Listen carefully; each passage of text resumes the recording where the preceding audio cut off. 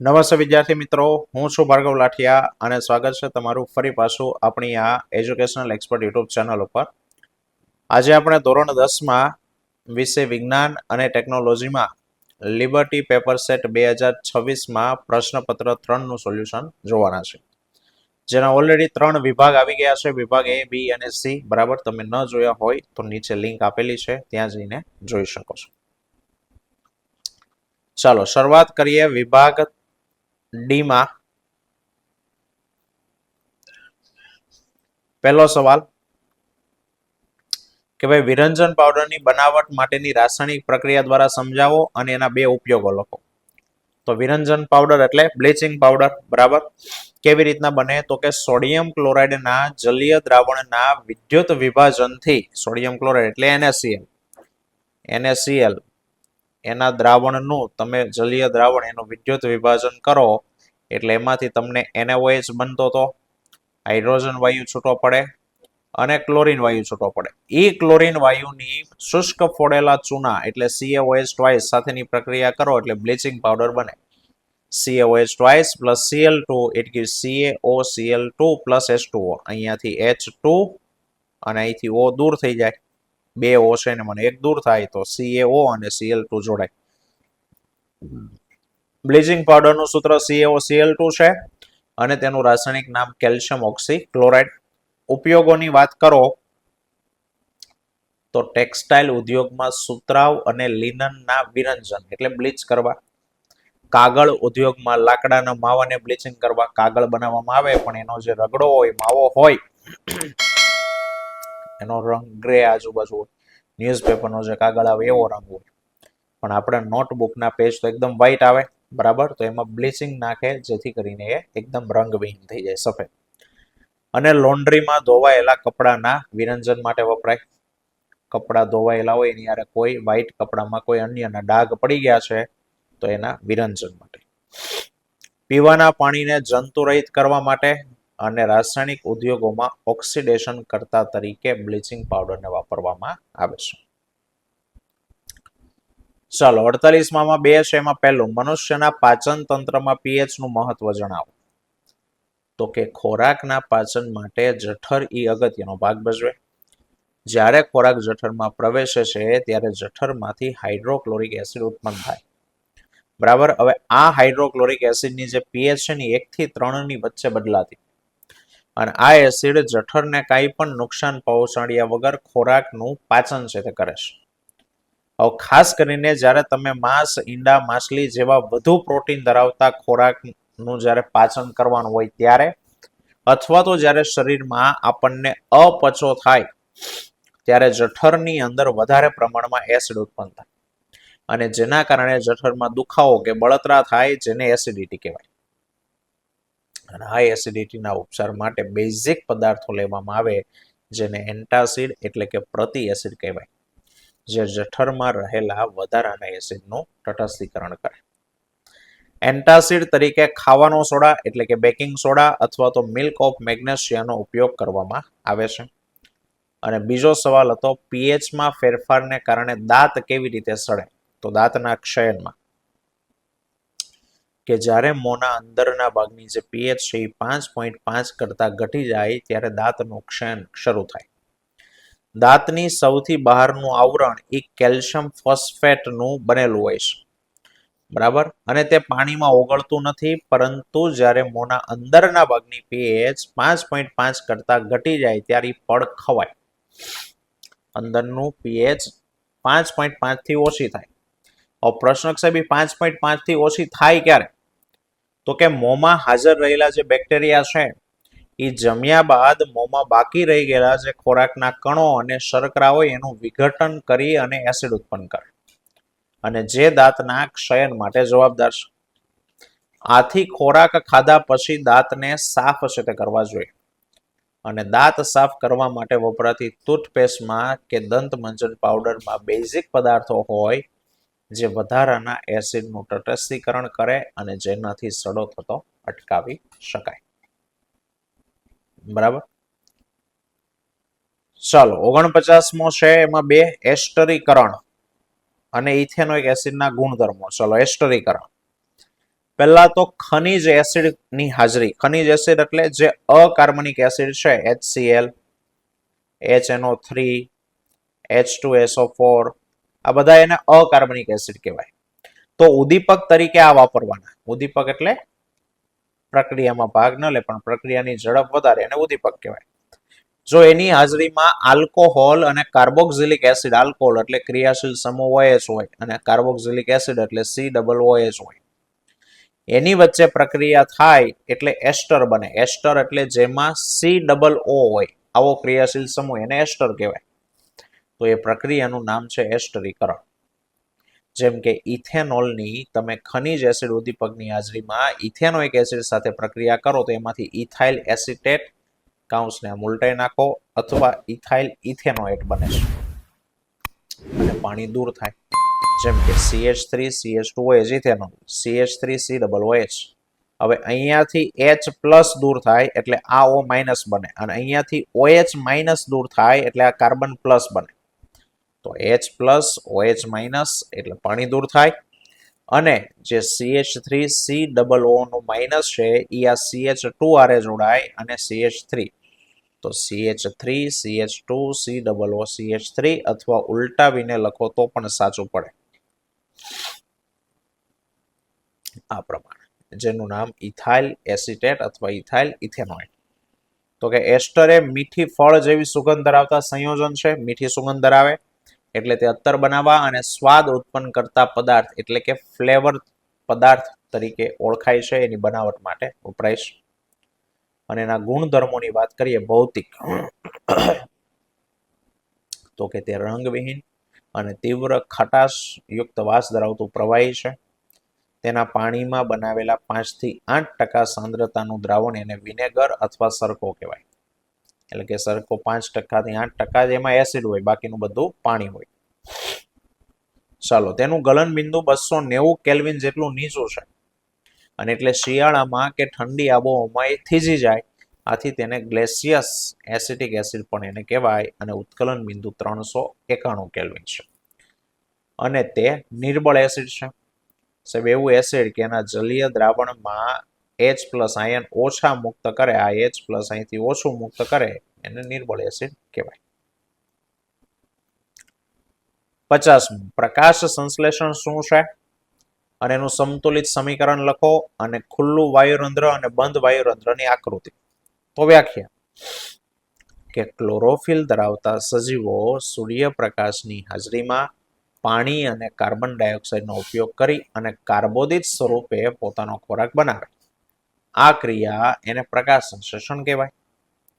અથવા તો લીલી વનસ્પતિ સૂર્યપ્રકાશની હાજરીમાં ક્લોરોફિલની મદદથી પાણી અને CO2 નો ઉપયોગ કરી અને ગ્લુકોઝ સ્વરૂપે ખોરાક બનાવે એને પ્રકાશ સંશ્લેષણ કહેવાય.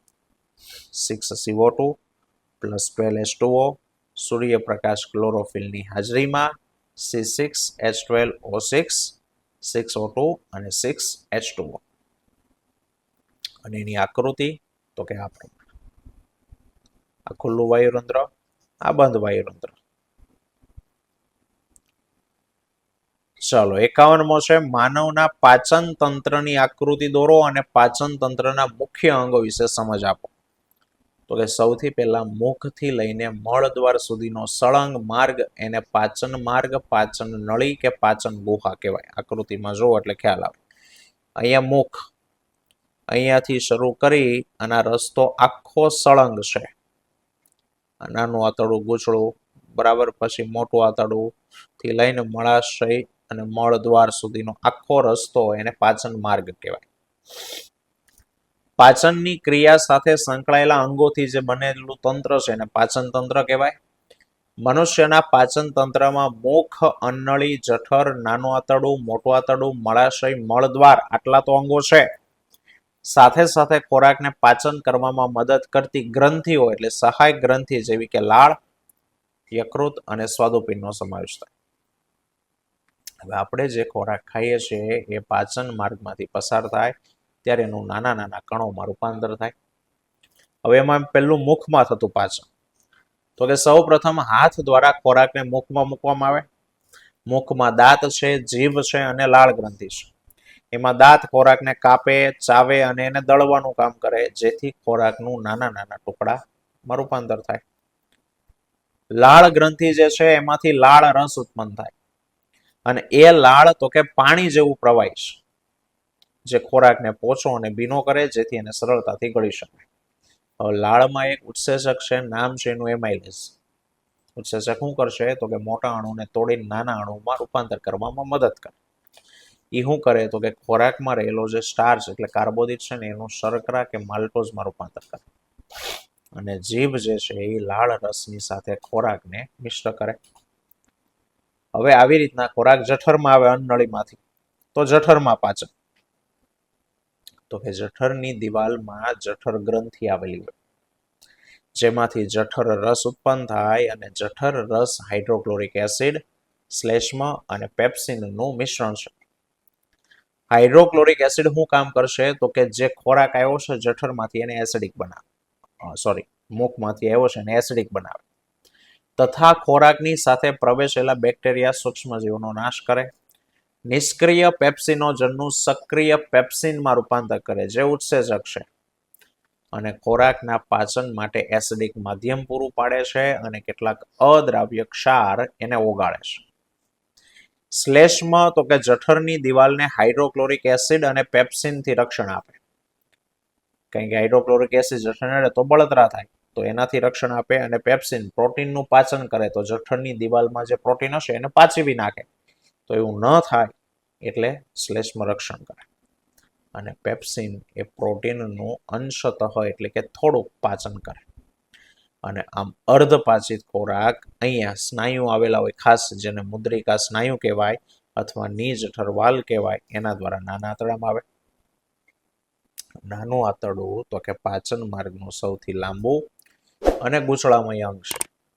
જ્યારે ખોરાક નાના આંતરડામાં આવે ત્યારે કાર્બોદિત, પ્રોટીન અને ચરબી એનું પૂરેપૂરું પાચન નાના આંતરડામાં થાય. જ્યારે ખોરાક નાના આંતરડામાં પ્રવેશે ત્યારે યકૃત, સ્વાદુપિંડ અને આંતરગ્રંથિના સ્રાવો એમાં બળી જાય. હવે એમાં યકૃત તો કે યકૃતમાંથી પિત્ત રસ ઉત્પન્ન થાય. એ લીલાશ પડતા પીળા રંગનું પ્રવાહી છે, જે ખોરાકને અને જે પોતે આલ્કલાઇન એટલે બેઝિક છે.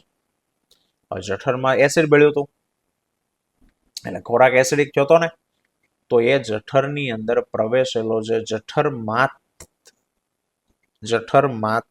જઠરમાંથી આવેલા ખોરાકને કેવો બનાવે તો કે બેઝિક બનાવે, જેથી સ્વાદુરસ તેના ઉપર ક્રિયા કરી શકે. પિત્તરસ પિત્ત ક્ષાર પણ ધરાવે છે અને એ પિત્ત ક્ષાર ચરબીના મોટા ગોલક એટલે અણુ એના નાના અણુમાં રૂપાંતર કરે અને આ પ્રક્રિયાને તેલોદીકરણની પ્રક્રિયા કહેવાય, અંગ્રેજીમાં ઇમલ્સિફિકેશન. સ્વાદુપિંડ તો કે સ્વાદુપિંડમાંથી સ્વાદુરસ ઉત્પન્ન થાય. આ સ્વાદુરસમાં ટ્રિપ્સિન, એમાઇલેઝ અને લાઇપેઝ નામના ઉત્સેચક છે, જે અનુક્રમે ટ્રિપ્સિન પ્રોટીનનું પાચન કરે, એમાઇલેઝ કાર્બોદિત અથવા તો સ્ટાર્ચનું પાચન કરે અને લાઇપેઝ ચરબીનું પાચન કરે.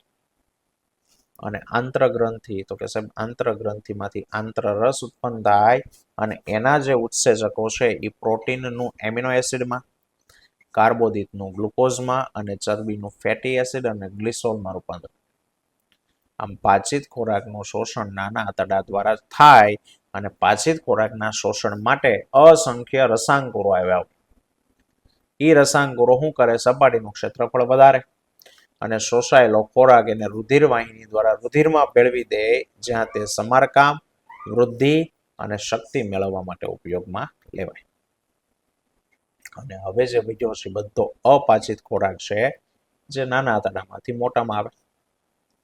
તો મોટું આંતરડું એમાંથી પાણીનું શોષણ કરે અને ક્ષારનું, એટલે ખોરાક મહદ અંશે ઘન થઈ જાય, જે મળાશયમાં સંગ્રહે, જેને મળ કહેવાય, અને સમયાંતરે બહાર નિકાલ થાય ને નિયંત્રણ મુદ્રિકા સ્નાયુ દ્વારા થાય.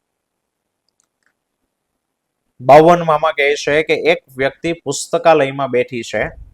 એ વ્યક્તિ પુસ્તકાલયમાં પોતાનાથી 15 ફૂટ આવેલી દિવાલ પરનું લખાણ સ્પષ્ટ વાંચી શકે, પરંતુ ટેબલ પર પડેલા પુસ્તકને વાંચે છે ત્યારે અક્ષરો વાંચી શકાતું નથી.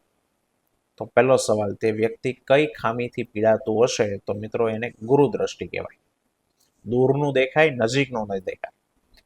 આ દ્રષ્ટિની ખામી ઉદ્ભવના કારણો જણાવો. તો પહેલું, આંખના લેન્સની વક્રતા ઓછી થઈ ગઈ હોય તો ખામી ઉદ્ભવે, અથવા તો લેન્સની કેન્દ્ર લંબાઈ વધુ હોય તો ખામી ઉદ્ભવે. વક્રતા ઓછી એટલે લેન્સ પાતળો હોય તો આ ખામી ઉદ્ભવે.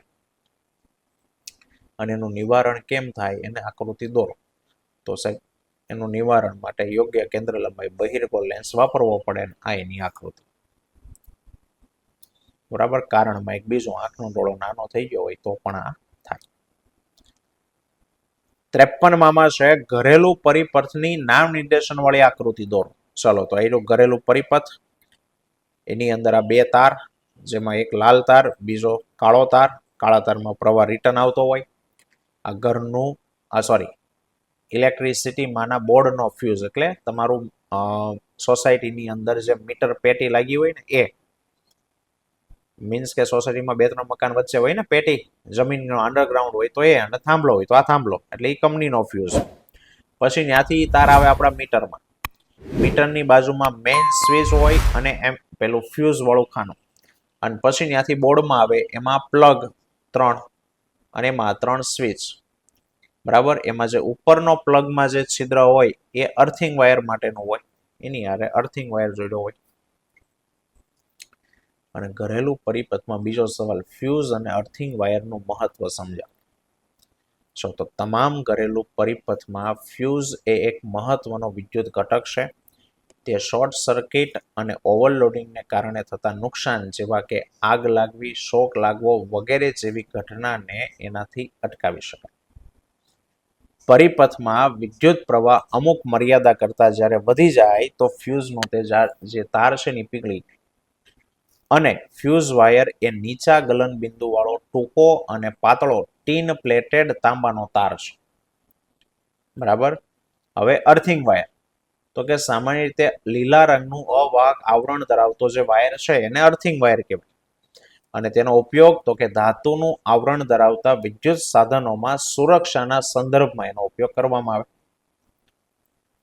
અર્થિંગ વાયરને ધાતુની સપાટી સાથે જોડવામાં આવે છે, અને આ સાધનમાંથી જ્યારે પ્રવાહ લીક થાય ત્યારે જમીનમાં ઉતરી જાય, અને એ માટે અર્થિંગ ઓછા અવરોધ વાળો રસ્તો પૂરો પાડે. અર્થિંગનો અવરોધ ઓછો હોય એટલે વધારાનો પ્રવાહ સીધો જમીનમાં ઉતરી જાય. અને લાસ્ટમાં કહે છે કે ઓઝોન કેવી રીતે બને એનું સમીકરણ સહિત સમજાવો. તો કે ઓક્સિજનના અણુ ઉપર પારજાંબલી કિરણોની અસર થાય ને એટલે ઓઝોન બને. ઊંચી ઉર્જા ધરાવતા પારજાંબલી કિરણો ઓક્સિજનના અણુનું વિઘટન કરી નાખે અને ઓક્સિજનના સ્વતંત્ર પરમાણુ બનાવે, જેમ કે O2 માંથી O+O. અને એ સ્વતંત્ર પરમાણુ અણુ હારે જોડાય અને ઓઝોન બનાવે, એટલે O+O2 ઇટ ગીવ્સ O3. અને બીજો કહે છે કચરાના નિકાલની સમસ્યા ઓછી કરવામાં તમે શું યોગદાન આપી શકો. તો કે કચરાના નિકાલની સમસ્યા ઓછી કરવામાં પહેલું, વધેલો ખોરાક, શાકભાજીનો કચરો, છાલ, સૂકા પાંદડા, બગીચાનો કચરો, આ બધું વિઘટનીય કચરો એને જમીનમાં ખાડો ગાળી અને દાટી દો. તેનું વિઘટન થઈને ખાતર બની જાય અને આ પ્રમાણે નિકાલ થાય. અને બીજું, ટીન, ખાલી ડબ્બા, પેપર ગ્લાસ, ધાતુની તૂટેલી વસ્તુ વગેરેનું પુનઃચક્રીયકરણ કરો અને નવી વસ્તુ બનાવી અને પુનઃ ઉપયોગ કરી શકાય. બરાબર. તો આ હતા વિભાગ ડી નું સોલ્યુશન. આવતા વિડીયોમાં ફરી પાછા મળીશું. ત્યાં સુધી જય હિન્દ, જય ભારત.